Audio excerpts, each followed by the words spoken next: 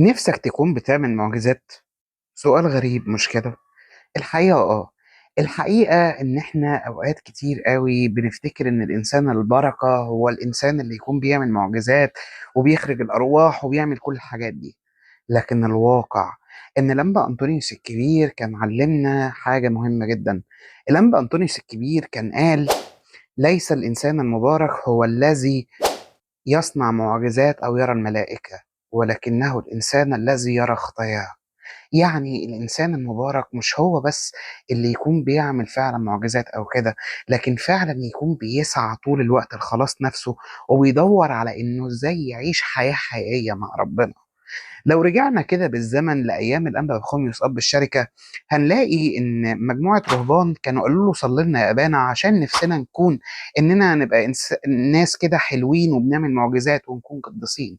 ساعتها الأنبا بخوميوس قال لهم: انتوا قادرين تعملوا كل يوم معجزة لما تخلوا واحد يبطل عبادة أوثان كأنكم بتحيوا واحد ميت، لما تخلوا واحد عايش في هرطقة وعايش بعيد عن ربنا يرجع تاني للإيمان، كأنكم خليتوا أعمى عينه تتفتح ويشوف. لو خليتوا واحد بخيل يبقى كريم ويبقى بيدي فعلا بسخاء، كأنكم شفيتوا إيد يابسة. لما تخلوا إنسان غضوب وإنسان سريع في الغضب وسريع في إنه يتعصب وسريع في إنه هو يغلط يبقى إنسان هادي ومسالم، كأنكم خرجتوا روح شريرة. باختصار المعجزات موجودة حوالينا في كل حتة، وانت ذات نفسك حياتك ممكن تبقى معجزة بتشهد لمجد ربنا. الفكرة ما هياش في الفرقعة ولا في فكرة الحاجات الكتير اللي بنشوفها دلوقتي على السوشيال ميديا، لان كده نلاقي ان المسيح بيعلمنا انك لما تصلي هو كان بياخد بعضه ويروح على البراري او بيروح لموضع خلا ويصلي فيه لوحده. نلاقي كده ان المسيح بيعلمنا ان مثلا لو عدوك وقع او الشخص اللي قدامك سقط، ما تشمتش فيه ولا انك تفرح فيه وتقول اصل هو بيعاديني. لما تلاقي انسان واقع تحت ضعف وتحت نير، بدل ما بتدينه بتمدله ايدك.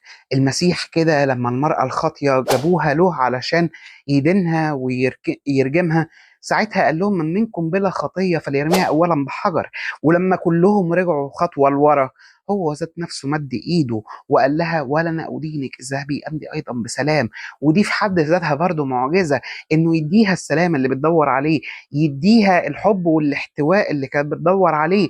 زي المرأة السامرية كانت بتدور في كل الوشوش اللي حواليها على فكرة بس إنها تكون مقبولة، إنها تكون محبوبة، إنها تكون حاسة إن هي لسه حلوة.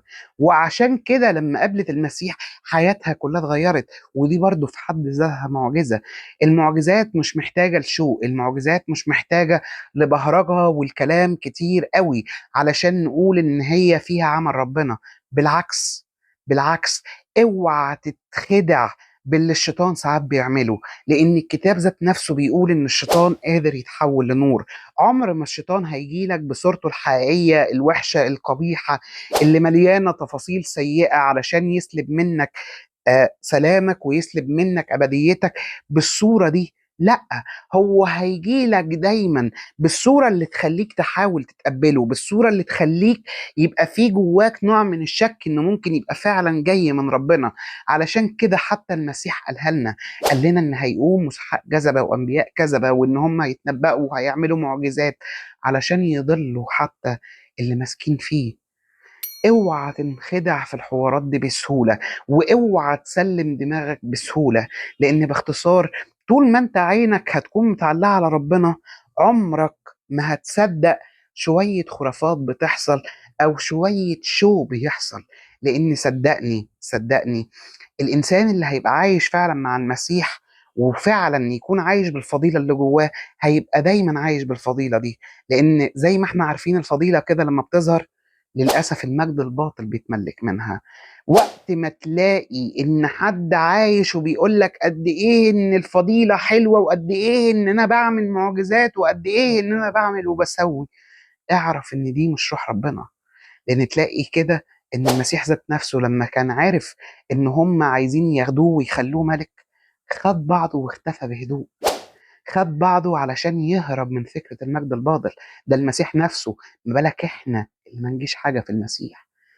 اوعى تتخدع يا صديقي، واوعى تخلي ايمانك يكون مرتبط بس بمعجزات، لان المسيح قال ان ده كده هيبقى جيل فاسد، هيطلبوا وقتها المعجزة ولن تعطى لهم.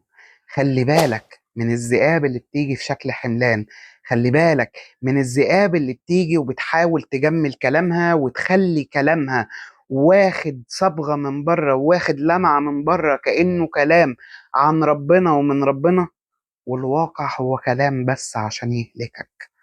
خلي بالك، وزي ما المسيح قال من ثمارهم تعرفوهم. ربنا يحافظ علينا ويثبتنا على إننا ما نتغرش بسهولة، أو حتى نقع بسهولة في كل فخ الشيطان بيحاول ينصبه علشاننا. ونتقابل على خير في فيديو جديد.